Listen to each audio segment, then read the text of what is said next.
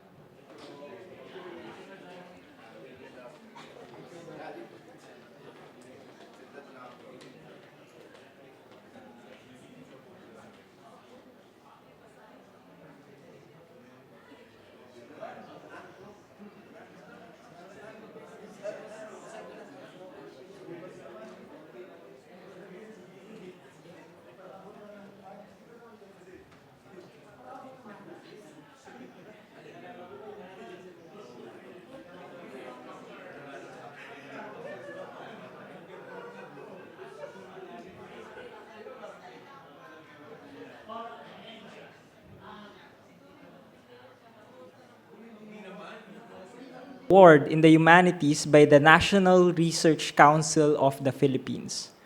Additionally, her book titled Pelikulang Comics Toward a Theory of Filipino Film Adaptation, which is published by the University of the Philippine Press, won an Outstanding Book Award from the National Academy of Science and Technology, or NAST, in 2021. At present, she is the chair of the NRCP Division of Humanities, Division 11. Her research interests include adaptation studies, memory studies, and communication theology. We are privileged to have with us Professor Joyce L. Arriola, PhD, to share her insights on this fascinating subject. So please join me in welcoming Professor Joyce with a warm round of applause.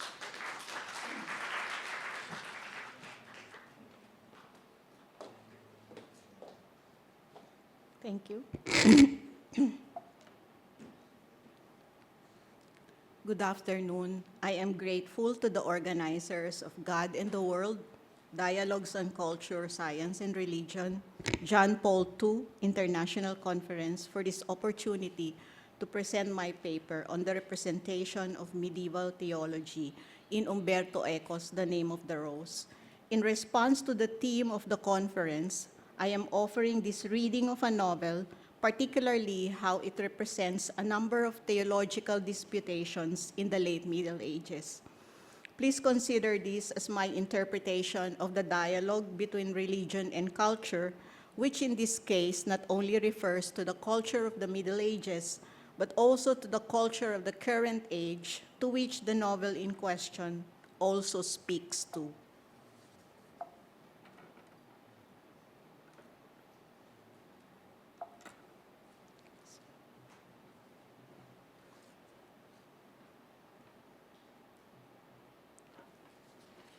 When Italian semioticist Umberto Eco published his debut novel titled The Name of the Rose in 1980, it became both a critical and commercial success. While the work is an example of a postmodern historical novel, particularly the variant called historiographic metafiction, it is also rich in theological disputations that became prominent during the Middle Ages. Many of Eco's critics consider the novel as a creative embodiment of his works on semiotics. However, the novel's theological content remains a fertile ground for analysis as it gets intertwined with Eco's deployment of medieval tropes and how he deconstructed them at the same time.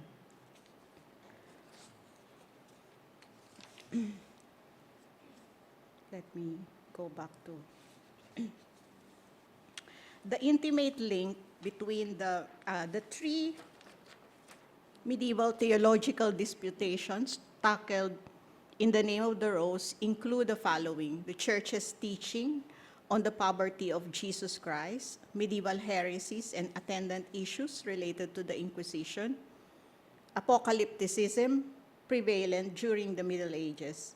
It is therefore the objective of this paper to analyze how the novel represents medieval theological disputations and how the creative affordances of the novel assist in tackling this, both through invocation and through the construction of medieval tropes.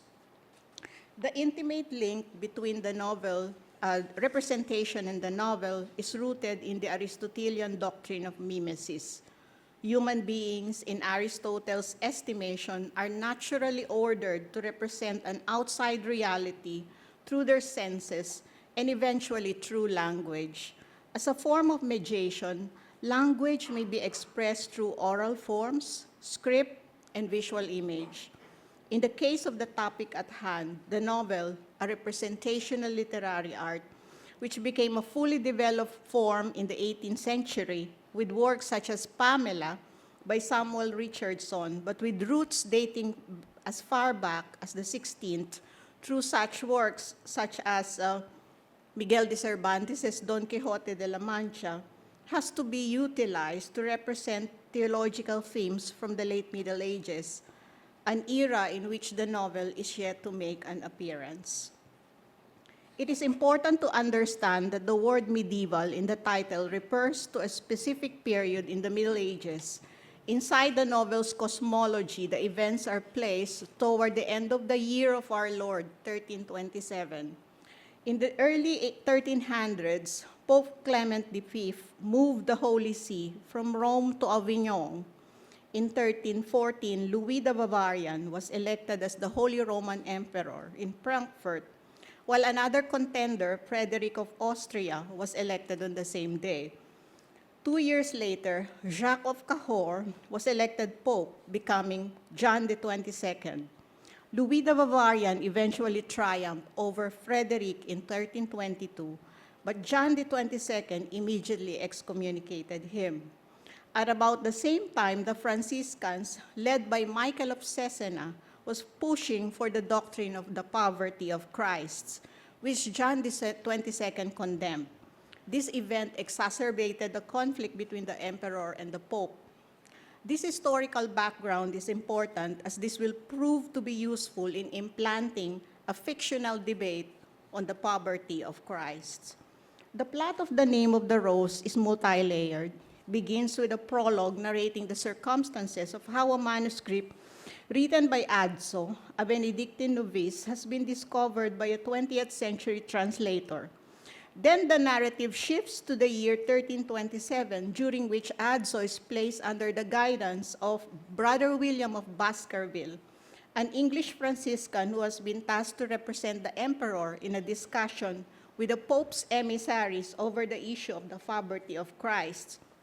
The meeting is being held in an undisclosed Benedictine abbey.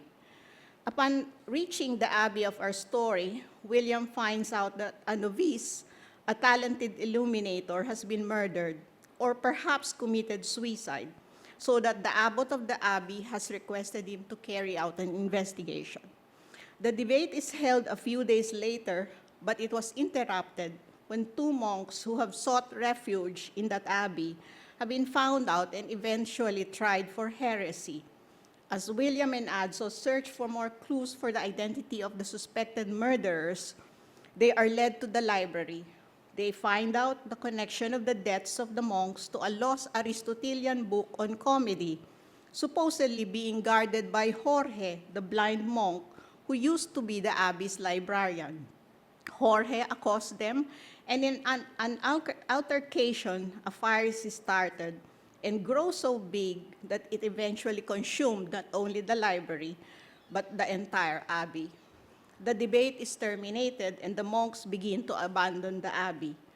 Adso returns to the abbey some 62 years later and writes his account of what happened. Still could not make sense of the terrible events he witnessed in his youth as he pokes through the fragments of charred documents from the abbey that is now lying in ruins. In the context of the current study, the word medieval points to a specific year, 1327, as already mentioned, and a specific week in late November during which the protagonist stayed in the abbey. Told from Adso's point of view, Eco deploys the techniques of a medieval memoir framed by an outer story, the search for a commentary written by a certain Abe Bale on the Adso manuscript in the 1960s.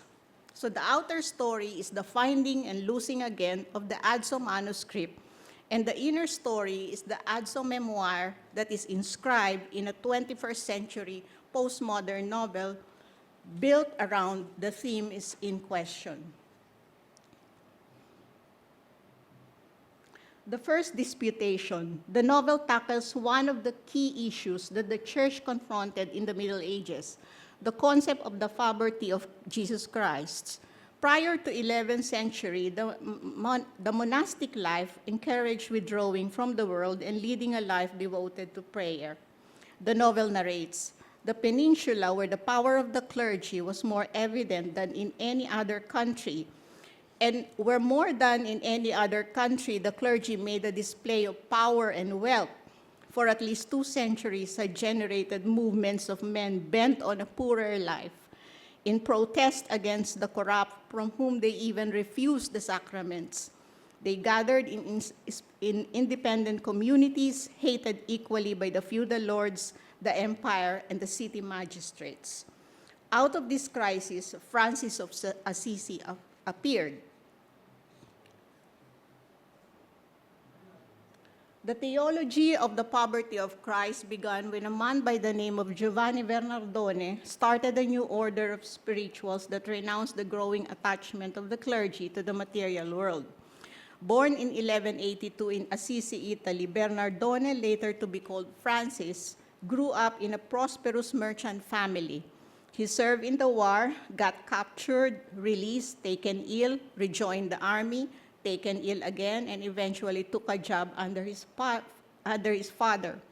But meeting the face of poverty in the people he met along the way and finding solace by the ruins of the Church of San Damiano, Francis met his soul and had a period of spiritual transformation.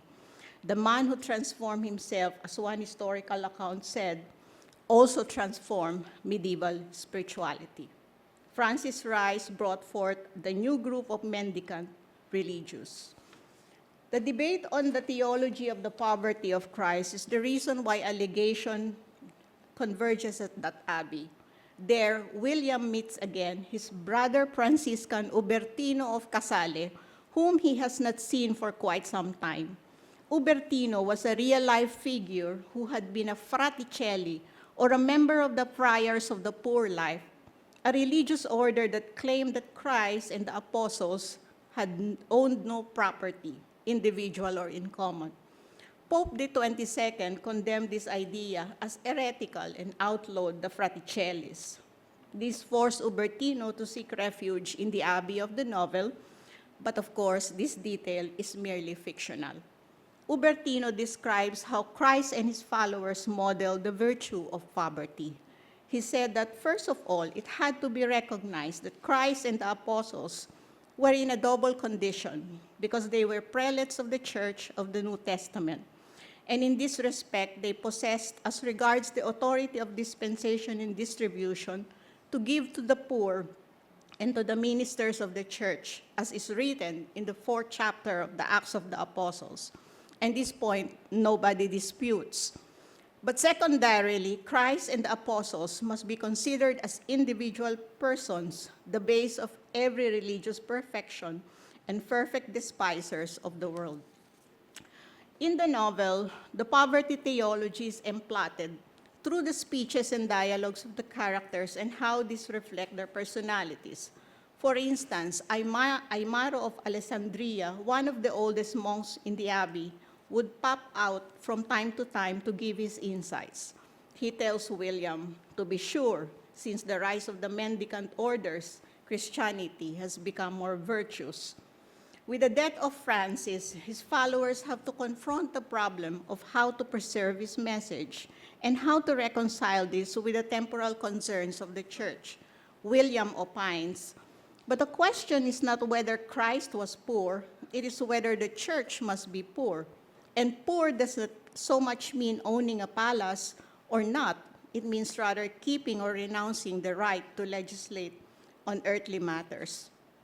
The disputations on the poverty of Christ are aesthetically deployed. through the creative agency of the novel. One ingenious technique is introducing the character of William, whose investigative skills are inspired by his counterpart from the 20th century, Sherlock Holmes, a character created by Sir Arthur Conan Doyle. The name William of Baskerville has been drawn from the title of the Conan Doyle novel, The Hound of the Baskervilles.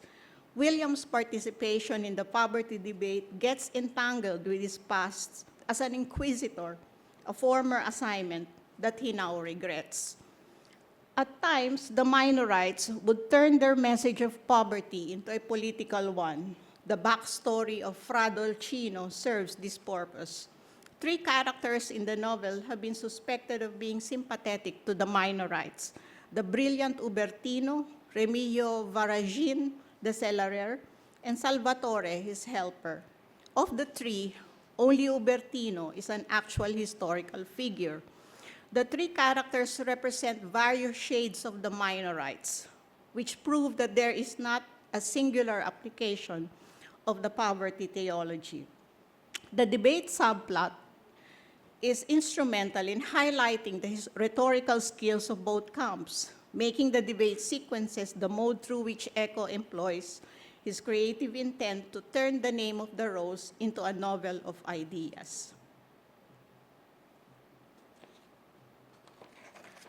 The theology of poverty of Christ is linked to the rise of heretical movements. Heresy in the 1320s is strongly connected to the activities spearheaded by the Joachimites, the Pseudo-Apostles, the Fraticellis, the Patarines, the Waldensians, and the Catarists. William believes that heretical groups encounter success among the simple because they suggest to such people the possibility of a different life. For William, the simple people become the victim of inquisitorial paranoia and baseless suspicion, and they have the least resources to defend themselves. They cannot, says William, choose their personal heresy. A conflict appears when heretical thoughts get mixed up with legitimate grievance. William seems to be lamenting in the following passage: "This is the illusion of heresy. Everyone is heretical. Everyone is orthodox. The faith a movement proclaims doesn't count. What counts is the hope it offers. All heresies are the banner of a reality, an exclusion. Scratch the heresy and you will find the leper as he is. Every battle against heresy wants only this: to keep the leper as he is. As for lepers, what can you ask of them? That they distinguish in the Trinitarian dogma or in the definition of the Eucharist how much is correct and how much is wrong? Come, adso, these games are for us men of learning. The simple have other problems, and mind you, they solve them in the wrong way. That is why they become heretics." On the day he arrived at the Abbey in 1327, William had long abandoned his job as an inquisitor, which he calls a nasty job. The abbot shares his opinion thus, saying, "Inquisitors often, to demonstrate their zeal, wrest a confession from the accused at all costs, thinking that only good inquisitor is one who concludes the trial by finding a scapegoat." The discussion on heresies also hinged on two sticking points. First, it centers on the relationship between heresy and feudal injustice. As Ubertino opines, heresy in many cases is wed to the revolt against overlords. Second, the novel raises the conflict between coercive power of the inquisitors and the free will of the accused. William says, "No one in this earth can be forced through torture to follow the precepts of the gospel.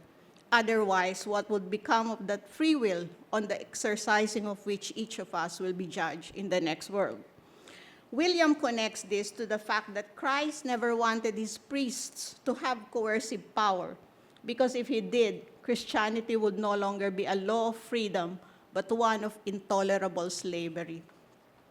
To tackle disputations on medieval heresies and Inquisition, the novel is structured on a trial subplot, which would not have been realized if a debater on the side of the Pope, Bernard Gouy, did not find out about the existence of suspected heretics in the abbey. After being summoned to the debate session, Remigio and Salvatore are tortured and are forced to make a confession. William views this inquisitorial method deplorable. An inquisitor like Gouy, William complains, knew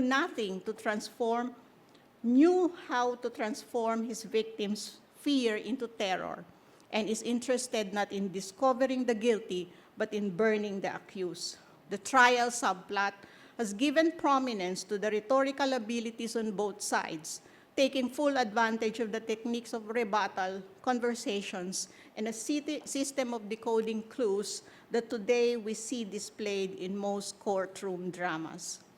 One of the most prominent sites for theological disputation in the novel is connected to the Apocalypse, or the Book of Revelation. Eco utilized the signs in the final days in the Book of Revelation to structure the series of crimes in the abbey. As William and Adzo step into that abbey, they are witness to a series of deaths which may have been perpetuated by a murderer or murderers whose mind is obsessed with images from the Apocalypse. Alinardo of Grotta Ferrata, the oldest monk in the abbey, reads the apocalyptic symbolisms in the three deaths, as he says, "Too many dead," he said, "but it was written in the book of the apostle, with the first trumpet came the hail, with the second and third part of the sea became blood, and you found one body in the hail, the other in blood. The third trumpet warns that a burning star will fall in the third part of the rivers, because the third part of the sun will be smitten, and of the moon and the stars, so there will be almost complete darkness." The third happens as Alinardo foretells, but it does not stop there. The deaths continue, and the apocalyptic motif is further confirmed by the fourth death, the monk Severinus, whose head is hit by an armillary spear associated with the stars of the fourth trumpet, as well as the death of the fifth monk, who talks of scorpions associated with the fifth trumpet. The sense of an ending is not just a historical indicator, but also a state of mind.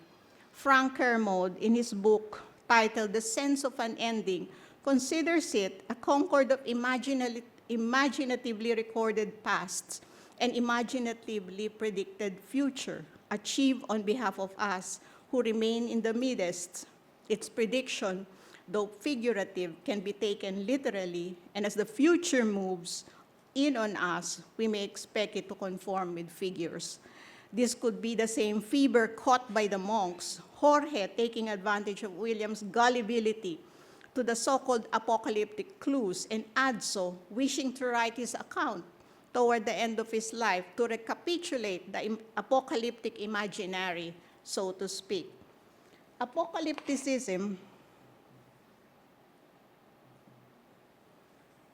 is aesthetically deployed through the following emplotment techniques: interpretation of the end of the age or the end of an age, apocalyptic imagery found in the setting, the burning of the library as apocalyptic metaphor, and Adzo as apocalyptic narrator. The monks and the laity in the Middle Ages had different ways of making sense of the Book of Revelation. Kermode notes that they have varying timelines. To quote, "Naturally, there were those who simply thought the calculations were wrong, that we should perhaps count 1,000 from the Passion rather than from the Nativity, so that the day would come in 1033. And this is something that occurs regularly. The Protestant commentators sometimes counted from the last of the persecutions, sometimes from the conversion of Constantine, in order to defer that interesting date, the moment of the loosing of the beast, to a time when he could be identified with some intolerable papal presumption or with some particularly vicious pope. More sophisticated calculations based on the 7 seals or the period spent by the woman clothed with the sun in the wilderness could produce other dates as near one's own moment as desirable," unquote. The novel depicts the same diverging timelines on the coming of the Antichrists. When William asks Alinardo about the gossip about beasts that prowls the library, The latter diverted his answer to the timelines of the revelation as he has interpreted it. But the just will reign for 1,000 years, William said, or else they reigned from the death of Christ to the end of the first millennium. And so the Antichrist should have come then, or else the just have not yet reigned, and the Antichrist is still far off. The millennium is not counted from the death of Christ, but from the donation of Constantine 3 centuries later. Now it is 1,000 years, Alinardo answered. So the reign of the just is ending? William interjects. To this, Alinardo quips, I do not know. I do not know anymore. I am tired. The calculation is difficult. Beatus of Libana made it. Ask Jorge, he is young, he remembers well, but the time is ripe. In his critical works outside the name of the rose, Eco admits that the apocalyptic fervor of the Middle Ages became one of his tropes in order to compare it with the secular apocalypticism that became prevalent in our age. He calls this a sense of an impending apocalypse.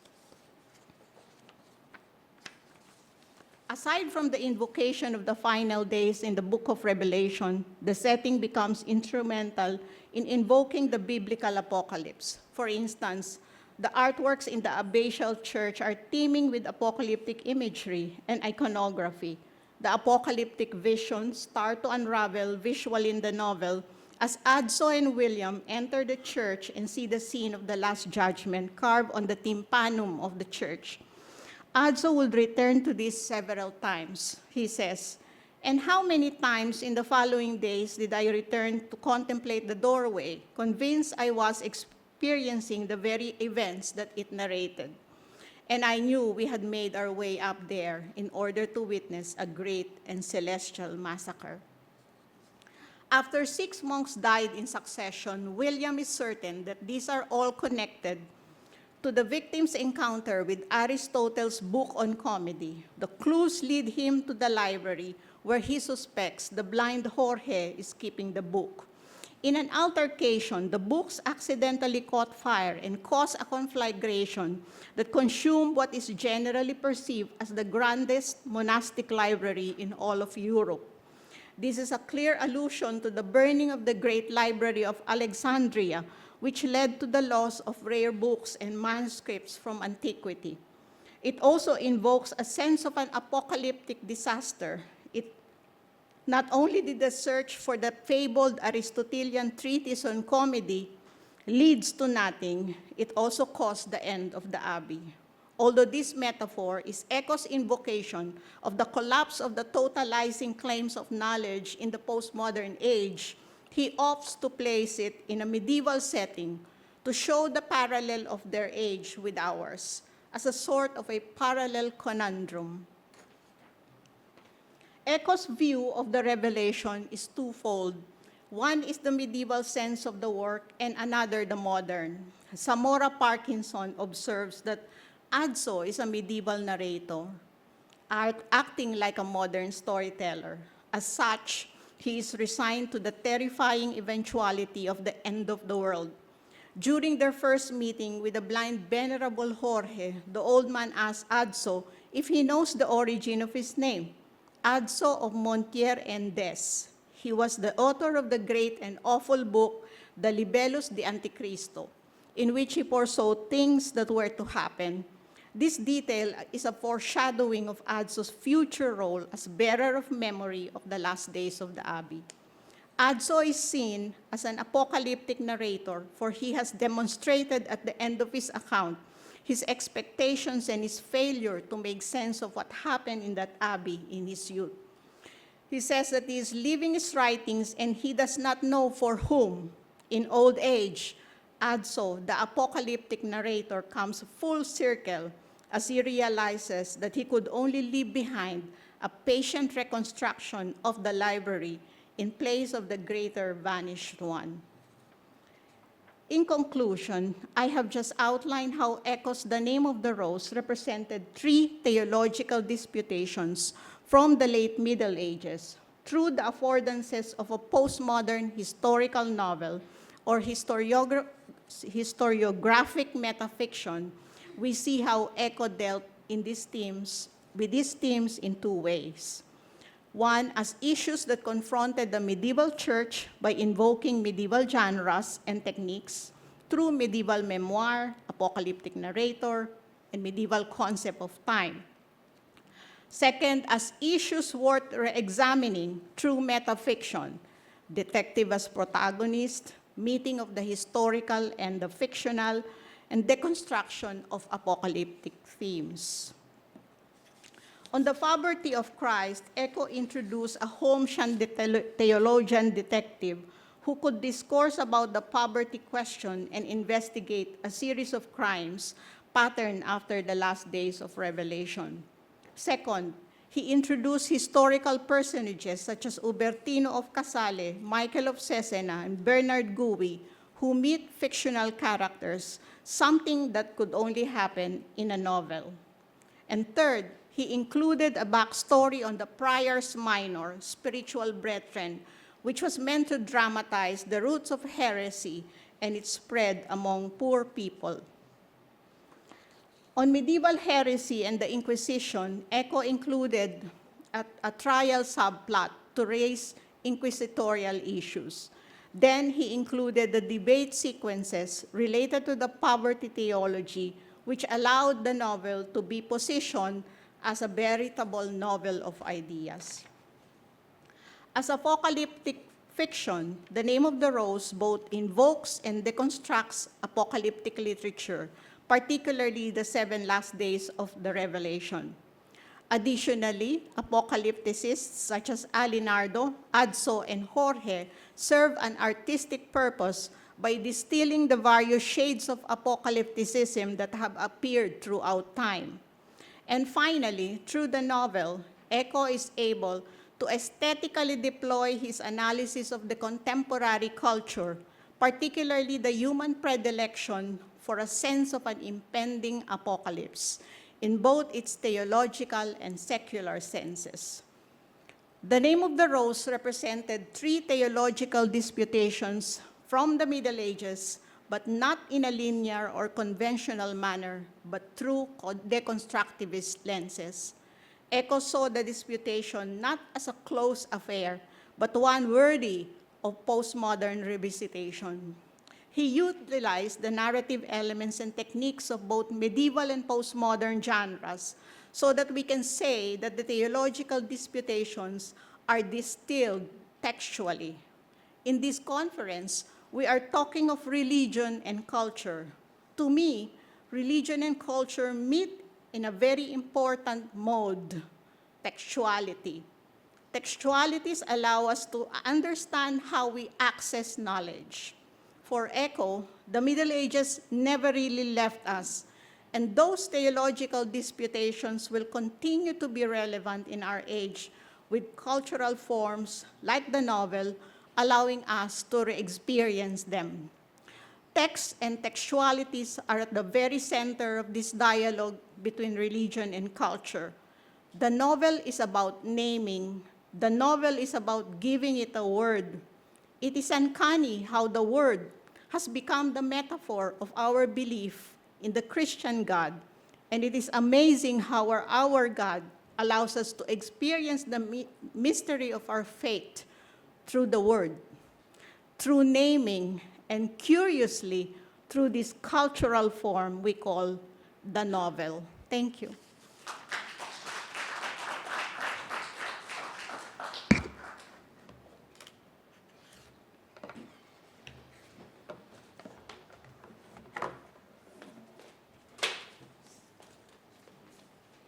So once again, we thank Professor Arriola for her insightful and meaningful take on how we can see a famous work such as The Name of the Rose in a new light.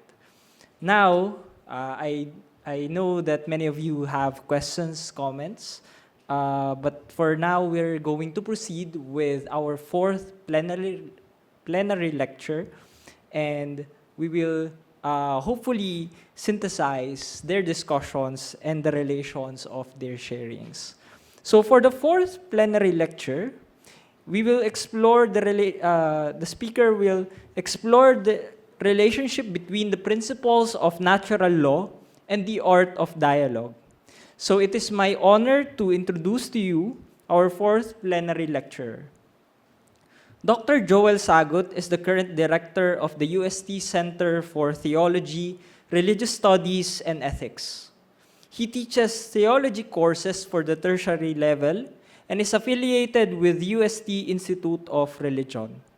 He also teaches philosophy at the UST Ecclesiastical Faculties and the Graduate School of Law.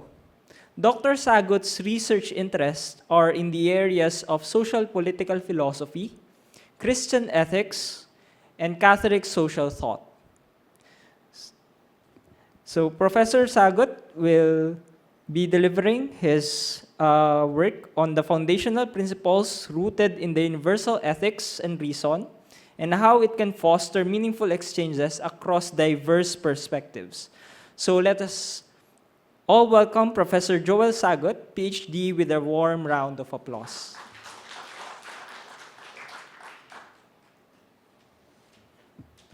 Good afternoon, and thank you once again for joining this conversation. For my contribution this afternoon, as mentioned, I will attempt to give a contribution about the potential role of the concept of natural law in the effort of pushing forward the project of dialogue. And I simply gave the title Natural Law and Dialogue for this presentation. And they have 5 parts, an introduction, then 3 sections, and a conclusion. So I'll start. So in his After Virtue, which was published in 1981, Alasdair MacIntyre wrote a chapter with the title A Disquieting Suggestion, where he speaks of a fictional time in which the natural sciences have suffered the effects of a catastrophe, and where the surviving civilization attempted to reconstruct their scientific community based on the available remnants of what was once a science. Based on what is available, they attempted to reconstruct the old scientific community, but this has led to a context where the beliefs presupposed by the surviving texts would have been lost, and there would appear to be an element of arbitrariness of choice in their application. In other words, when the original context is no longer accessible, what has remained actually is no longer science, but a pseudoscience. The terms and words used by the old science remained, but they have lost their original context, and so their use in the post-catastrophe civilization highly depends not on what these words originally referred to, but on the convention, convenience, and purposes of their new users. MacIntyre's intention in telling that story, however, is not to show that this was indeed a true state of natural sciences in 1981, but he did this to use the imagery to demonstrate that there is an analogical loss of the original meaning of the words used in the area of morality. This quandary in our moral language has been a consistent theme in MacIntyre's major works, and when he published the 3 rival versions of Moral Inquiry in 1990, he referred to his 1988 Gifford Lectures, which was actually the basis of the published text, where he made a reference to Lord Gifford's will for the endowment. In his will, Gifford urges the speakers for the lecture series on natural theology, which includes the themes of ethics, to treat their subject as a strictly natural science. Adam Lord Gifford thought that ethics could be explored in the same way as astronomy or chemistry is studied. Gifford, MacIntyre recalls, even believed that the lectures would eventually lead to the advance and improvement of moral philosophy. Yet MacIntyre argues that after a span of 100 years since the lecture's institution, Gifford's wishes have not really been realized. While the physical sciences have exhibited continuous progress so that it is clearly possible to identify what has evolved in them from 1888 to 1988, not so much could be said as a progressive development in natural theology and ethics. The ethical questions that puzzled us then are hardly settled until today, and that was 1988, and I think even until now, we have the same ethical questions or moral problems. Not only has there been no progress with respect to generally agreed answers to our moral questions, there is not even an agreement as to what could be regarded as foundations for a definitive pronouncement of what should be regarded as good and just. In MacIntyre's reading, the evident progress in the natural sciences is made possible by the formation of what he calls as a scientific tradition. He claimed that a tradition is formed when the goals of an inquiry include the desire to contribute to the, and I quote him here, to the construction of a system of thought and practice, where such notion of construction includes such activities as those of more or less radical modification and even partial demolition, but with a view to reconstruction, by participating in types of rational activity which have their telos in achieving for that system a perfected form in the light of the best standards for judging of that perfection so far to emerge. End of quote. We could say that the historical developments since 19th century, and in this lecture, we have already listened to lectures on artificial intelligence, neuroscience, neurotechnology, and thermodynamics, which demonstrated the extent of our scientific progress in our time. So these developments inform us that the disagreements among the natural scientists, since there were clearly disagreements among them, but these disagreements have motivated them to clarify their positions to arrive at a set of agreements that eventually become catalysts for progress. In natural theology, especially in moral philosophy, however, we could hardly say the same because our disagreements sometimes, if not oftentimes, create stalemates. This reading has allowed MacIntyre to say that the task of delivering the Gifford lectures in the manner that is faithful to Gifford's wishes, that is, in MacIntyre's case, to treat the subject matter of ethics as a strictly natural science, is difficult to attain both in Gifford's and in MacIntyre's time. The goal can only be achieved if our present culture succeeds in first instituting a form of a moral tradition, perhaps analogous to the scientific tradition born out of the inquiries in natural sciences. The question that had to be settled was whether forming such a moral tradition is indeed possible. If moral philosophy is to benchmark, so to say, with natural sciences in the task of tradition building, it may be worthwhile to ask, how did the scientific tradition develop and grow? Now, there are, of course, standard accounts of that history in the philosophy of science. Now, we have the names of, I think they were mentioned previously, Rudolf Carnap for logical positivism, Karl Popper for the falsification theory, and Thomas Kuhn, I think, was mentioned this morning. But at least for the purposes of my paper, I would like to revisit the work of my former dean in the Faculty of Philosophy, the Dominican Father Norberto Castillo. Now, Father Norberto Castillo's first love was the natural sciences. He was a licensed chemist before he entered the Dominican order in the Philippines. But when he was already teaching here at the University of Santo Tomas, he was a professor in philosophy who taught not only philosophy of science, but other philosophical disciplines, especially moral philosophy. Before his retirement as Dean of the Faculty of Philosophy, he compiled some of his journal articles and published the book with the title, The Desire to Know, or I should simply refer as DK, and this was published in 2012. He attested that in the DK, he made an effort to include articles that dealt with science. In this book, Castillo spoke of the important phases of scientific discovery through the three phases of envisioning, and convisioning. Now, we could summarize Father Castillo's descriptions of these phases as follows. Number one, in emphasizing the envisioning process, Castillo asserts that a scientific discovery begins with a scientist's courage to explore and initiate the discovery. Without this initial impulse to initiate the experiment, that is, the courage to proceed no matter how difficult the prospects are, there will be no discovery. There would be no scientific tradition if no people took to themselves the task of encountering nature. The individual scientists are people of a rare breed, Castillo would refer to them, who respond to nature's summon to herself. Second, Castillo would moreover affirm that in the process of envisioning, the second phase, the discovery, especially in a scientific discovery, also requires a process of ordering facts and results. Yet, such an act of ordering in science must resist the investigator's tendency to impose their will on nature. A scientist's freedom rests on his or her capacity to discern nature. Scientific objectivity is therefore an essential facet of scientific discovery. Scientists are all aware of this, I think. They have the ethical responsibility not to tamper with their data, just to arrive at a more pragmatic conclusion. Third, yet, while objectivity is sacrosanct in scientific discovery, Castillo also affirms the subjectivity of the investigating scientist. He highlights the importance of the scientist's experience, which play the role of a selection committee for the agreeable. These were his words, which implies that a seasoned scientist developed keener sense that helps him or her identify which of the data are of vital relevance and could possibly contribute to our quest for a better understanding of reality, including our human reality.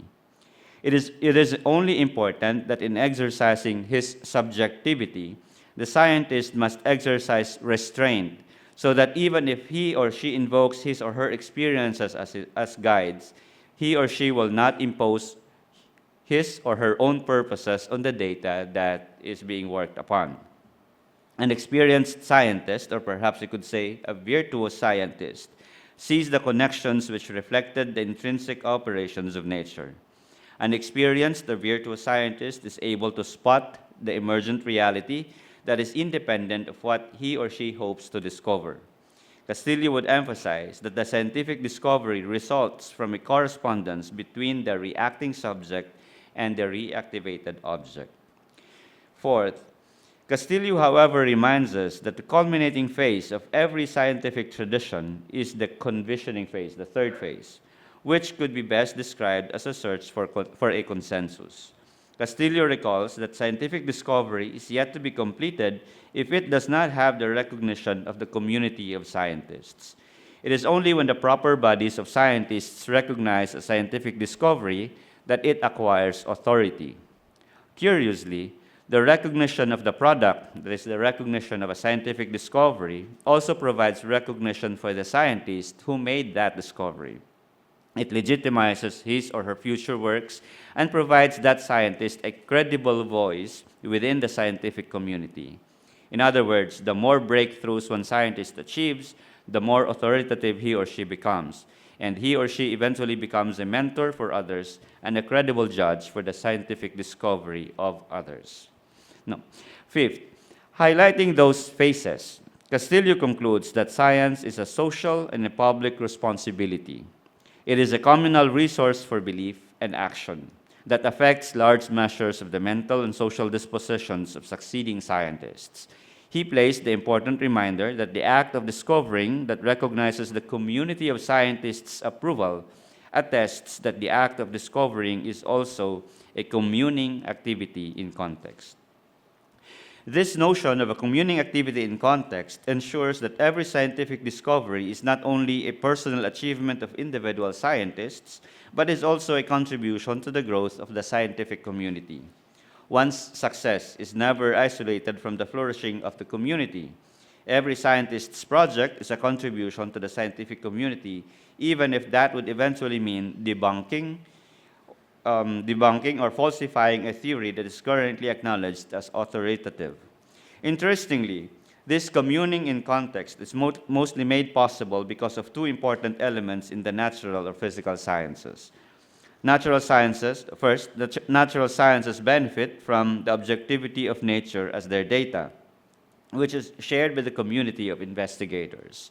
Scientific discovering is always necessarily foundationalist. It is founded on nature, and its veracity lies in its correspondence with nature more than the subjectivity of the discovering scientist. Second, or moreover, the natural sciences maintain a shared language. Verifying and falsifying is only possible if there are shared standards among them. They could agree on what their words and terms mean, and such shared language allows them to pursue a more rational conversation in terms of assessing the veracity of an emerging theory. These two elements provide natural scientists with the facility to measure the merits of an emerging scientific finding as objectively as afforded by the bounds of our human limitations. Hence, every emergent theory builds on what has been there and poses itself as a potential development for what has been held as truths of the scientific community at the moment. It is in this way that scientific inquiry grows and develops. Now, going back to McIntyre's point about the contrast between, on the one hand, the development of the natural sciences, and on the other hand, the stagnation, the seeming stagnation of ethical inquiries brought by what McIntyre would call as the incommensurability of the rival moral theories, it seems that the distinguishing marks that McIntyre identified between the two is the presence of a tradition. Tradition builds and therefore allows progress. So the question is whether there is such a tradition in moral philosophizing where progress or development is also demonstrated. McIntyre's Gifford Lectures in 1988 is framed as a search for such a tradition in moral philosophy. There are two dominant forms of moral inquiry that rival the formation of a moral tradition. There is a hasty pretense for a universal conception of reasonable and good actions, where the deontological norms would settle uncontroversially the question of the good and the bad. This was the first rival that was identified by McIntyre. And McIntyre calls this version as the encyclopedist version of moral inquiry. The other is the genealogical version that emphasizes the politics of difference as the viable and just direction of our moral reflections. This version argues that any attempt for a universal articulation is but a masqueraded effort to impose one's will. The desire for a universal language of ethics, which was thought of as the guarantee for agreements, is at best naive and worst unjust. In my reading, McIntyre's project in the three rival versions of moral inquiry is to characterize a moral tradition that could possibly exhibit a development analogous to a scientific tradition. It is one that allows moral philosophers to grow as theoreticians of moral principles and moral agents to mature as practical reasoners. It also exhibits the elements that we see in Father Castillo's Phases of Discovery, namely, first, it is a form of moral inquiry that is rooted in the data of our being human, where we discern more of our humanity from our actual stories and circumstances as moral agents who have put to the test the efficacy of moral principles in our lives. Then, it also allows the humanity data to inform our conception of the nature and moral status of the human person as a moral agent, which means that we have to find a way to make the talk of human nature relevant in our context. I think Dr. Prado's talk on neuroscience yesterday allows us to see how science could help us achieve this end. Thirdly, it creates an atmosphere of rational discourse through a language shared by its adherents, where such discourse is motivated by the task of articulating a better understanding of our nature as human persons. In my view, pushing these three elements highlights the relevance of the natural law theory. And so the project of finding and sustaining a tradition of moral inquiry or moral tradition could benefit from a reappreciation of the role of natural law today. St. John Paul II has always advocated for the continuing revival of the natural law theory in our time. When he promulgated the Catechism of the Catholic Church in 1992, and the natural law theory, was discussed in 7 numbers, that is in paragraphs 1954 to 1960 in the 3rd chapter, which is a discussion on law and grace. Then his 1993 encyclical Veritatis Splendor offers a more expanded discussion of natural law. Moreover, there is also a lesser-known curial document authored by the International Theological Commission, published in 2009, but was commissioned for writing by John Paul II in February of 2004, just a little more than a year before his death. As with the Catechism of the Catholic Church, the writing of this ITC document fell directly under the responsibility of Joseph Ratzinger, who had to eventually promulgate the completed document in 2009 when he was already Benedict XVI. The first release of the document was in French, but it later acquired an English title, In Search of a Universal Ethic, A New Look at the Natural Law.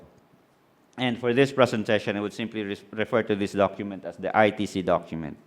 Now, the inspiration for the writing of the document, as attested by one of the subcommittee members who drafted it, Father Bonino OP, is the need to deepen and refine the Catholic Church's philosophical and theological understanding of natural law so as to propose it to all persons as an invaluable source for avoiding the pitfalls of the dictatorship of relativism. It seems clear that reiterating the relevance of the natural law theory was the Church's response to the moral quandaries of our time and could in fact be hoped as a potential pathway for strengthening a moral tradition that is not only self-reflecting and self-renewing, but is also dialogical. The ITC document has 5 chapters, an introduction and a conclusion, and as early as its introduction, it already framed its project on the growing consciousness of global solidarity and the search for a common ethical language that concerns everyone. This is particularly important because, as the document says, the great problems that arise for human beings today have an international, worldwide dimension, inasmuch as advances in communication technology have given rise to closer interaction among individuals. The document also pointed out that attempts to define universal ethic are not lacking. It cited as an example the Universal Declaration of Human Rights promulgated by the United Nations in 1948, where the inalienable rights of the human person were identified in 29 articles plus a preamble and a concluding Article 30.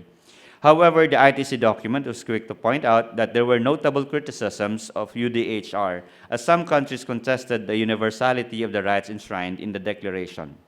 Then, and this is, I think, important, it also cautioned against the proneness of such Kantian approach to fall into the tendency of multiplying the rights, or multiplying these rights, which are sometimes based on, and I quote the document here, based on our disordered desires of the consumerist individual or the demands of interest groups rather than the objective requirement of the common good of humanity. The document also pointed out that legal and judicial regulations are sometimes influenced, if not manipulated, only to serve the interest of those who are in power. Now, while reacting to the Kantian orientation of the UDHR, the ITC document agreed to the relevance of an inductive search for what it calls a shared patrimony, arguing that cultures and religious traditions, no matter how varied they are, possess common wisdom about the nature and destiny of the world and the human person. It cited the Golden Rule as an example of a shared patrimony. The argument is almost all cultures have or would agree or have a version of the Golden Rule. Now, the search for a shared patrimony is hoped to lead to the recognition of universal moral behaviors that are not simply judged appropriate in particular circumstances, but are deemed moral because they align with the very nature of the human person. Common among these religious traditions, the ITC document argues, is the belief that there is an order outside the human person which he or she does not impose but discovers. The world has a moral language that as human beings we are all capable of discerning. The ITC document, moreover, talks about the perception of common moral values. It specifically points out the types of excellence that are observed in the majority of cultures, like the acts of courage, patience in the trials and difficulties of life, compassion for the weak, moderation in the use of material goods, a responsible attitude in relation to the environment, and a dedication to the common good, among others. In contrast to these excellences in human behavior, there are also those that are almost universally regarded as condemnable, like murder or genocide. In its inductive study of these common moral values, the document affirms 2 things. First, the existence of that which is human in human beings, namely human nature, and second, the capacity of the human person for discernment. And I think for the new look of the natural law theory, the emphasis falls more importantly on the second item about the capacity of the human person for discernment. Now, the second point reinforces the urgent need for conscience formation, which was central in both the Catechism and Veritatis Splendor. The ITC document reiterates that conscience allows the human person to properly discern values and actions that would lead him or her to the human good. Properly understood, conscience formation or education of conscience is never a form of indoctrination, contrary to the view that most critics of Christian ethics hold today. A well-formed conscience would understand that its dignity is not to be identified with the contemporary liberal doctrine that views human autonomy simply as a license to indiscriminately regard the dictates of our desires as authoritative. This ITC document, moreover, also underlines the importance of dialogue. It claims that while human nature unites us all and therefore makes it possible for us to discern the good proper for human persons, we need not become complacent with regard to the obviousness of what the natural law precepts demand of us. It reminds us that the precepts of natural law can be obscured and even erased from the human heart because of sin and because of cultural and historical conditioning, which can negatively affect the personal moral life. Among the identified historical conditionings are ideologies and insidious propaganda, generalized relativism, and the structures of sin. Our moral life, therefore, demands that we hold ourselves accountable to others. We make our reasons for actions understandable to them. And this point, I think, was also raised by Bishop Dennis in his keynote lecture. Understanding is the threshold. And we submit those reasons to the scrutiny of others. In doing so, we can safeguard ourselves from the corruption that could distort the quality of our conscience and therefore affect the moral quality of its judgments. The document argues that in a pluralistic society where it is difficult to agree on philosophical foundations, such a dialogue is absolutely necessary. The ITC document also revisited the important concepts of nature, person, and freedom, and it reiterates that the human law tradition does not necessarily place an opposition between nature and freedom. Often, the talk of human nature is maligned by others as old-fashioned and backward because it reduces the human person to its static essence, consequently suppressing human freedom. The document insists, however, that nature and freedom are never opposed. It argues that the notion of nature signifies the real dynamic principle of the homogeneous development of the subject and of its specific activities. It would be worthwhile to take note of the internal tensions between the dynamism and the homogeneous development of the human subject made possible by his or her nature. This tension characterizes our human freedom. The last point that I would like to raise is the ITC document's aim of proposing the natural law tradition as a vital contributor to the work of promoting dialogue in our political communities today. Our community has to accommodate the basic fact of our differences, while its institutions are grounded on the interest for the common good, or interest of the common good. It is no secret that the traditional understanding of the natural law theory is often opposed by many sectors of our community today. Often, even here in the Philippines, talks that pertain to the legal political order can hardly be profitably argued through the explicit language of the natural law theory, may it be in the talks of such social issues as abortion, same-sex marriage, and currently hotly debated issue of divorce, among others. While the Catholic Church is among the strong vanguards of the natural law theory, there are Catholic individuals and groups, and here in the Philippines even, we have these groups who find it unproductive and sometimes even unwise to pursue their cause for social justice along the lines of natural law theory. They would rather invoke the more Kantian understanding of human rights that heavily rests on the positivist orientation of laws and morals. While the ITC document recognizes and praises the role of human rights in structuring our communities today, it also argues that human rights must emerge from the order of justice that must reign in the relationship among human beings, and the document insists that to acknowledge these natural rights of the human person means to acknowledge the objective order of human relations based on the natural law. Such an objective order, however, may not be immediately obvious, especially to our finite and limited human reason, and so our understanding of our rights also evolves throughout history. But human rights in the natural tradition should not be separated from our understanding of the human person as a whole, not just as a bearer of a human will. Human rights need rational justification and not simply asserted based on our preferences. Going back to McIntyre's point, I'm now in my concluding remarks. Going back to McIntyre's point raised at the start of the presentation about the possibility of a moral tradition that could help facilitate progress in our reflection of how best to live our life, we could argue that there is a long history of a moral tradition that is grounded on natural law. While such a theory is traditionally identified with an essentialist outlook of the human person, which is demonstrated strongly by the notion of human nature, the ITC document reasserted the strong rational component of the natural law tradition. Now, this tension between nature and our rational interpretation of nature highlights the strengths of the natural law tradition in the efforts of dialogue today, both in the dialogue within the church and the dialogue of the church with other traditions and other communities. Highlighting the role of natural law in dialogue alerts us of at least two important pursuits of the church's moral tradition today. First, it shows the continuing relevance, or the increasing relevance even, of conscience formation. We need to cultivate our rational capacities that will equip us to make good decisions and realize them in our actions wherever we may be. The dynamic tension between the essentialist look on our objective nature as human persons and the existential and evolving rational understanding of what that nature is anchors our effort in forming our consciences. This is the reason why the landmark documents of John Paul II on natural law highlight the relevance of the Church's magisterium.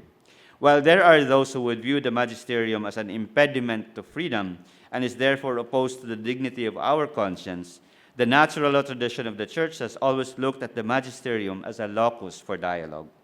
The recognition of the teaching magisterium is a humble expression of the limits of our rational capacities. And such a recognition is a precondition for a dialogue, because we could hardly enter into a productive dialogue if we are already filled with too much pride. Secondly, there is much to learn from John Porter's encouragement to continue advocating for a natural law jurisprudence in the wider political spectrum today. A well-known legal philosopher, Joseph Raz, counsels that we could in fact harness the potentials of the law, human positive law, in the formulation of a common moral language. When we can no longer agree on common moral grounds because of the incommensurable moral rival versions of moral inquiry in our contexts today, we could turn to the law, our human positive law, to settle our disputes and to provide us with common directions for our actions. I think there was a point raised earlier about law as prescriptions, and I think in human sciences, this is what law basically does. Law prescribes actions. Now, if the law is our remaining instrument for common life, then it highlights the urgency of bringing the Catholic moral and social principles into our public discourses, especially in clarifying the issues that divide us as a community. Now, we began with a thought about moral philosophy's benchmarking or learning from the tradition of natural sciences through our short exposition of the thoughts of Father Castillo, and I'd like to end with a potential area where practitioners of natural sciences could also benchmark from moral philosophers. Beginning from the keynote lecture of Bishop Dennis yesterday, we were reminded of how power could hijack our search for the truth, including the truth about our nature as human persons. Ethics and moral philosophy have long been dealing with that irrational component that affect our decision-making and our exercise of conscience. That includes money, power, influence, prestige, among others. And there are those who may be swayed by the seductions of these things and place their science at the service of purposes other than truth-seeking. We learned from Doc Sev this morning that human intervention could manipulate nature. And it is important to be reminded and to remind ourselves of the constant presence of the serpent, waiting simply for his opportunity to derail us from our vocations. Perhaps our mutual encounters would allow us time and opportunity to regularly assess the purposes for which our endeavors and hard work are offered. Maraming salamat po.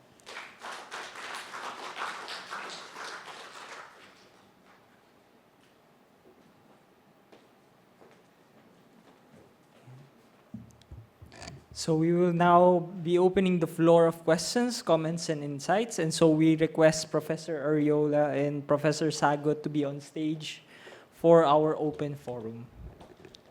And so before we begin, allow me to first share with you the dynamics of our open forum, since this is conducted in a hybrid setup. So for our on-site participants, you may raise your hand and allow me to first recognize you. And one of our session assistants will approach you to hand the microphone so you may directly ask the question to our keynote lecturer. And then for our online participants, kindly input your questions in the Q&A feature of Zoom. The session moderator for Open Forum will read your questions in the plenary sessions for you. So for an order flow of question and answer, we will have it alternately. So we will now be beginning with the on-site participants. So anyone who has questions, yes.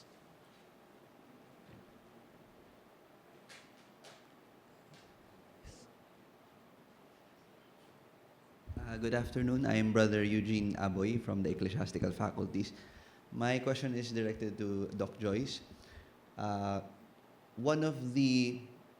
reading Umberto Eco's The Name of the Rose, parang exposes the richness of medieval culture, which is often characterized as the Dark Ages. But I am quite curious, why is it named Name of the Rose? Is he trying to I guess it's in the prologue that the rose yesterday, I can't exactly recall, but the rose yesterday no longer has a name, and what we have now is emptiness, parang ganun po. So is it because of the too much theologizing and debate? Is it because of the too much interpretation of even apocalypse can be distorted in such a way that it can mean anything? And so in that way, it no longer has meaning because it can be interpreted in so many things.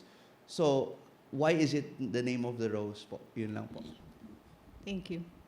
Unfortunately, I did not cover the title in my paper. I did not cover it intentionally. But it is pointing to nominalism. The failure of William as a decoder of clues was that he was an Occamite. No, he was an Occamite. And so he was following clues. But unfortunately, the mind of the murderer wasn't really following the 7 trumpets of the apocalypse. The murderer was just playing with his mind.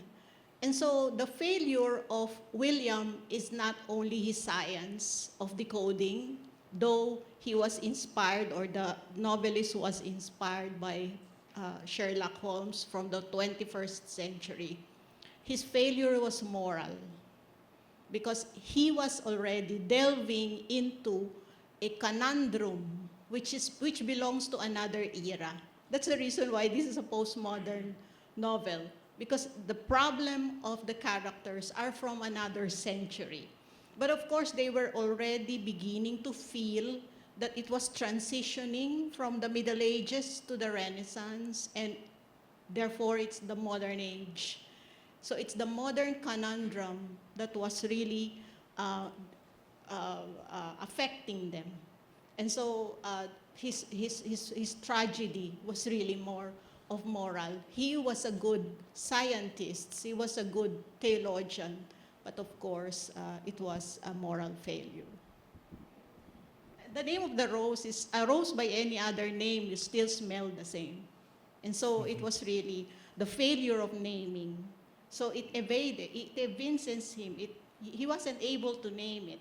No, at the end of the day, it was a failure, a tragic fail. Okay, so thank you very much po.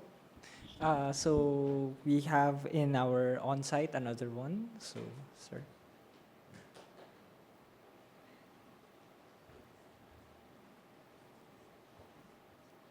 Good afternoon. I'm Justin Duduya from UP Diliman. First of all, thank you to both of our lecturers for those great lectures. I have a question for Dr. Sagut. So in the lecture, there was mention of the attempt by McIntyre to establish a scientific moral tradition akin to the natural sciences, and I think that's a very interesting point to make. I wonder how one could square, the nature of morality with, for example, a Lakatosian scientific research program and its predictive capacities. But I wanted to ask, since throughout the discourse, there seem to be 2 main sources of humanity data, quote unquote, that is being used. On one hand, you have the historical, anthropological, sociological humanity data. On the other hand, you have the recognition of man's ability to discern. And so to use a Kantian term, recognition from pure reason, right? Or at least from practical reason. Which, in this case, of creating a scientific moral tradition would be the predominant humanity data to be considered if we're looking for a universal ethic, given that, on one hand, if we're focusing on the anthropological, historical, sociological perspective, it would be difficult to make claims of actual universality since it's inductive, while on the other hand, claims that attribute the humanity data to pure reason might not qualify in the universality sought for the ability to dialogue about it, since there might be differences in how reason works for people, or what they're able to draw from their discernment to find common ground. So, which one would be the predominant humanity data in this tradition? Thank you. Yeah, thank you for the question, sir. First, because that allows me to clarify that I did not really have in mind the scientific moral tradition. No? So thank you for pointing out that can be that what I was trying to say can be extended to mean that I was hoping and I was portraying McIntyre to have been searching of a scientific moral tradition. What I was only trying to say was that McIntyre saw progress in science. And progress in science was made possible because science established its own tradition. They have, if they have disagreements about terms, they were able to settle their own disagreements, so much so that the science of 1888 was so different from the science of 1988. So there is a scientific tradition, and progress was seen in the scientific tradition because of tradition. And McIntyre's question was, in the Gifford lectures, was, can we also have kind of a semblance of a tradition in moral philosophy? And he was looking for a moral tradition. But I think that you have asked that question, it made me think that I think it would not really be possible to have a scientific moral tradition in the sense of science, because the difference, as I mentioned towards the end of my presentation, what I understood, I think the scientists in the group could correct me if I wrongly understood the task of science. The task of science is to discover nature and to articulate that discovery, and so to name the fixities of nature. And so science, natural sciences, really is working on that objective data, and they name the data. And so physical laws, the question raised earlier, physical laws or laws of nature really meant to describe, in my understanding. But law, as we understood in the humanities, really is about prescription. And when we prescribe, we are dealing with human freedom, and that it would really be very difficult to establish a uniform, objective understanding of that expression of freedom. What he was only hoping to see, and as I've said, I saw that in the natural law tradition, is that we find a way to continuously educate ourselves of the potential answers to our moral questions. We have the sociological, the sociological source of the humanity data is, I think, very important, because it allows us to know the human person more and more. Personally, I really also do not think that we would arrive at the stage where we finally know who the human person is. I don't think that would be possible. But at least when we deal with people around us, when we conduct ourselves in front of people, if we have a better understanding of who the human person is, then probably we would be placed in a better position to behave more appropriately. And if it's difficult, especially in our time, if it's difficult to clearly delineate and to define what's the proper behavior is, at least the natural law tradition would invite us to constantly reflect of, in this given circumstance, what does proper behavior mean? And at least the reference about, we are not just to treat our desires, our our personal preferences as authoritative immediately is an invitation actually for us to pause and ask in certain situations whether the things that I want to do now are really the proper things that I should be doing. And so I think natural law is along those lines. Because the traditional understanding of the natural law is it has list of things to do and list of things not to do. And so the usual understanding is natural law is very manualist. You just have to do the prescribed things, avoid the proscribed things. But the new look of natural law is inviting us to be rationally engaged with wherever we are, with whatever data we're dealing with. So thank you for clarifying. But I don't know. I don't know if I've responded to your question, but that's fine.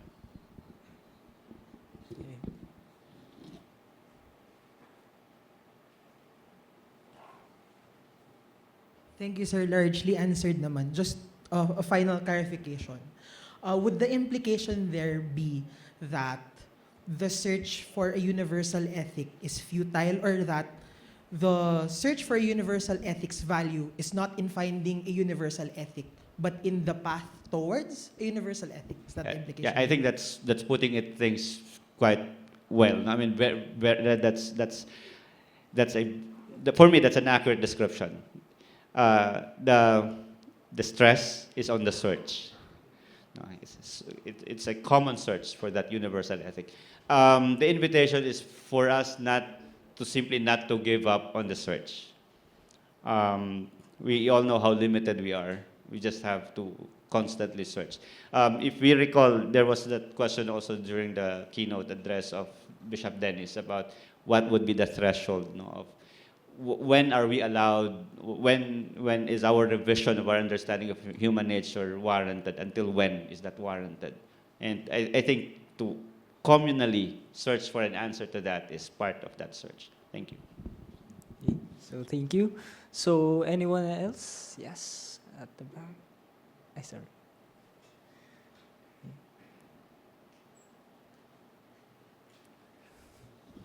We did not talk about this. No, I'm afraid of Monsignor Sagut, okay?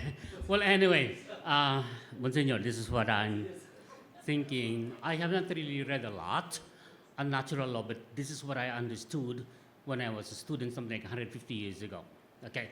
We have what we call a category of natural law, but then you've got to understand that in terms of subcategorizing, in terms of, is it enacted by the public act of people, which they call as the human positive law, and then the other one, which is, you don't tinker with it, because really it happens that there is this freaking gravity around, which is called the natural physical law. Apparently, the way you are presenting today is you are working on the area of the first category, which is the natural physical law, which probably is dealing with what we call the natural sciences. The idea of the human positive law would be the enactment of what you call legislation, canon law, for example, civil law that you are teaching to graduate students of the law. So, was your presentation really more veering towards the natural physical law? Which means it's not really anymore towards the question of the positive law where we talked about ethics. Yeah, I think if I understood the question correctly, Professor, that point is covered by the advocacy of John Porter that I mentioned about natural law jurisprudence. Because as we know, the more popular legal theories today are positivist. And when we say positivist, this is really anchored mainly on preferences and on the mainly settled on the how do you call this? The number of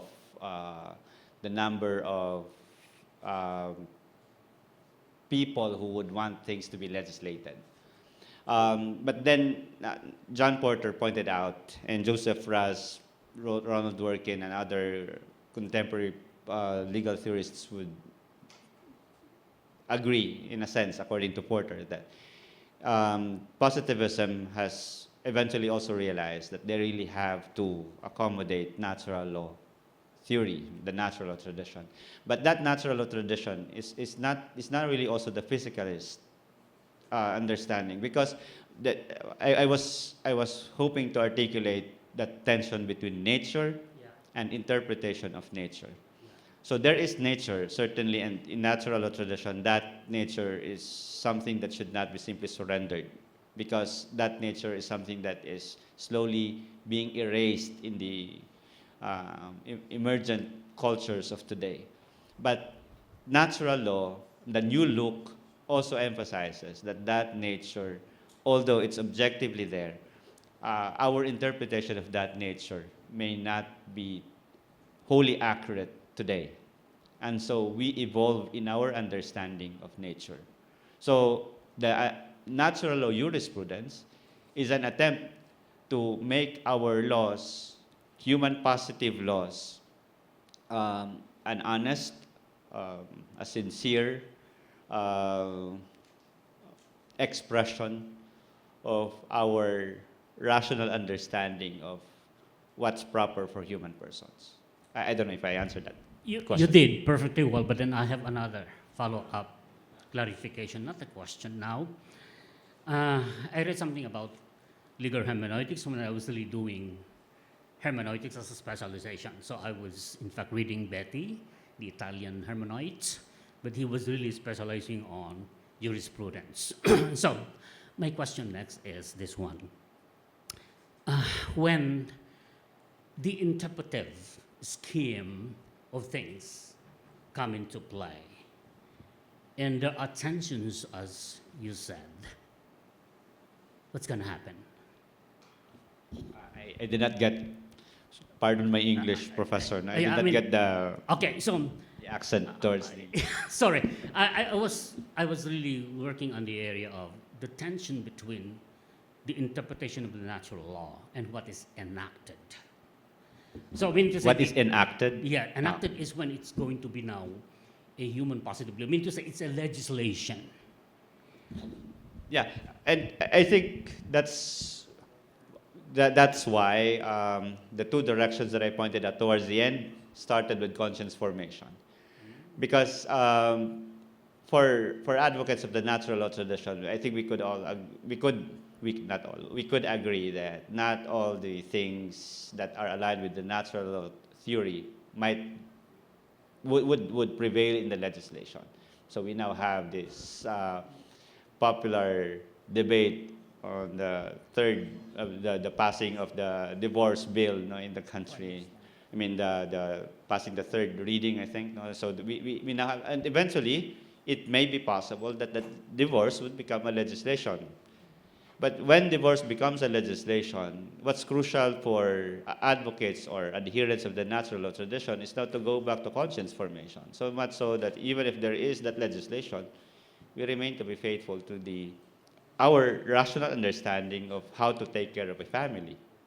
So that's how I look at it. Thank you. One last is a commentary. When I came to UST, I hired a cab, and then I was talking to a cab, and then he said this to me, and if you would like to reply, I would be thankful. He said, you know, sir, in this country, the powerful are earning money, scalping money from the poor because of the law on their side. Would you like to remark on that? It's actually a wisdom I got from my cab driver. Well, I think that's an uncontroversial statement, to say the least. We know that that's happening, and yeah, the value of the advocacies of institutions that may have the credibility to raise a voice, perhaps, would figure more prominently in those areas. We know that the dynamics of power really is at play. And that is why the comment towards the end, it's not only for scientists, but even also for social scientists, for philosophers, we have to know where we offer our capacities and which aims and ends should we serve when we perform our our professions and our duties. And it's very tempting to just offer them for money, but yeah. Wow. So thank, thank you. you. But then I did not see your hand. So can I ask something so- from Dr. Arriola? As Okay. sir, Yeah, there so- is another question Okay, from so the audience. You want me to sit down now? Okay. Yes, okay. I would like- Okay, Sorry, thank you. but- I will sit down. Okay, Ayan, thank so, you. Thank you, thank you, Professor. So we would have to reserve the questions at least later on for Professor Arriola. You may approach her later on. But someone raised their hands earlier. I think Dr. Rivera. So Dr. Rivera.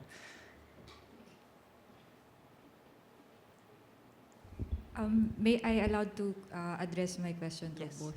Yes. First po to Dr. Joyce Arriola. There are a few exploring the richness of Catholic literature or literature with religious themes. What could have caused the lack of research in this area? Then to my advisor, Dr. Sagut. Since this is John Paul II International Conference, I'll get from the thought of John Paul II.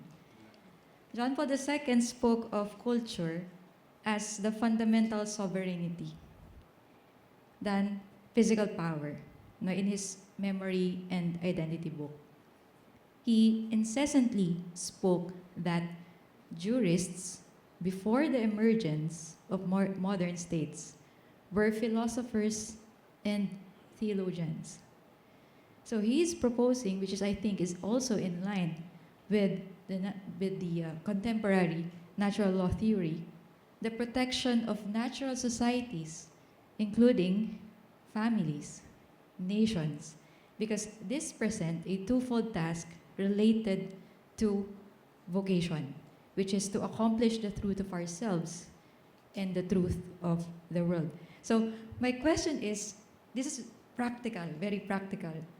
Why is culture not a priority in education when it's supposed to take center stage in measuring the real or true progress of the society? Thank you po. Complicated yun sa'yo. Okay. So, I think Catholic literature is more implicit. Catholicity or Catholic themes are more implicit in the works rather than explicit. It will be very complicated. No? Much of it has to do with secularism, how they avoid religious themes or theological themes. But what's good about the Catholic writers that it is implicit, it is incarnational. So even if it's not talking about God, or it's not talking about Jesus Christ, it's found in the material world. It's found in the social world. And it's rather embedded there. No? Our Catholic or Christian belief somehow would be found in, let's say, the novels of Graham Greene or the novels of Walker Percy, or even the popular novelist, and even if somebody so radical as Umberto Eco, you will consider them Catholic writers because they are not only embedding Catholic themes, they were also disputing somehow or including debates in their works, no? The more controversial aspects of Catholic thought. So the Catholic literary tradition is long and enduring, but because, thank God, we are incarnationalists, it is found in every aspect of the material world. You do not have to be talking explicitly about God or Christ.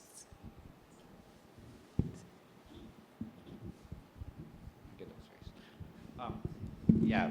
Why is culture not a priority? We can ask the, the school administrators. But I think no, that has been the complaint, no, since the time John Henry Newman, really, in the idea of the university, has already pointed that out. Even universities have shifted their priorities. And we have to be thankful that in UST we have conversations, even conversations like this.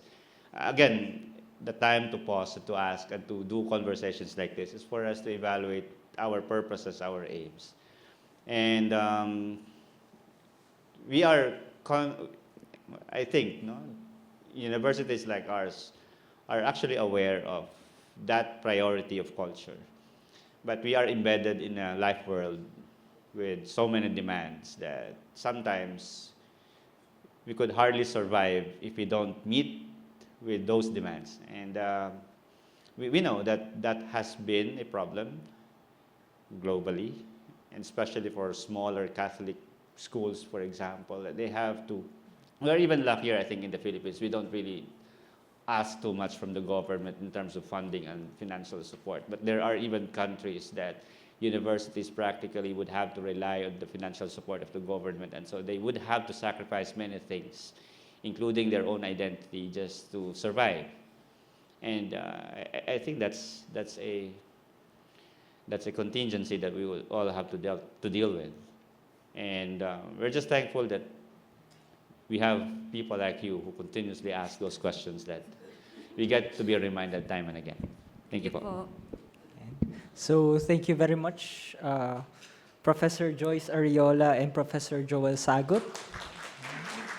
So in the interest of time, we would have to reserve those kinds of questions to ask them personally. And we now turn to our host, Mr. Montas. May we ask Professor Sagut and Professor Arriola to please remain on stage and to manifest our gratitude to both our speakers this afternoon.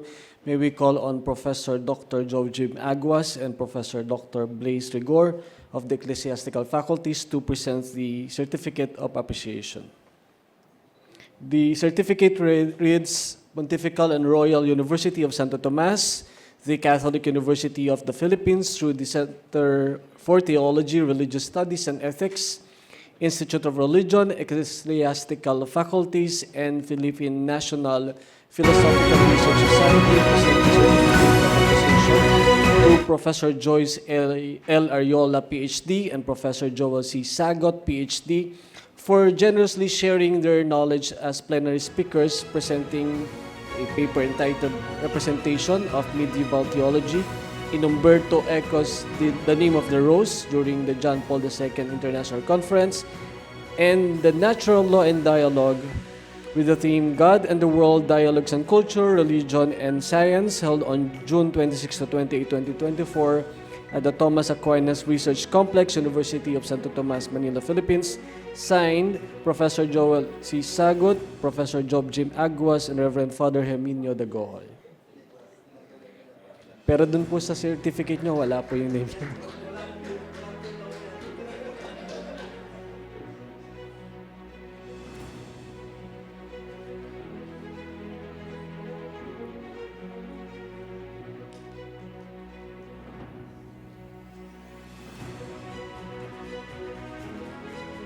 Once again, our round of applause for our plenary speakers. We shall now proceed to the fifth parallel sessions featuring a diverse array of presentation, including student sessions and online presentations. These sessions showcase the innovative research and contributions from students and presenters across various disciplines and platforms. We invite everyone to engage deeply with the presentations, explore cutting-edge ideas, and foster meaningful dialogue as we continue to advance knowledge and collaboration in our fields of study. Please do not forget to partake of our dinner to be served after the parallel session at the second floor. And tomorrow, please be on time as parallel sessions begin at 8 o'clock in the morning. Maraming salamat po.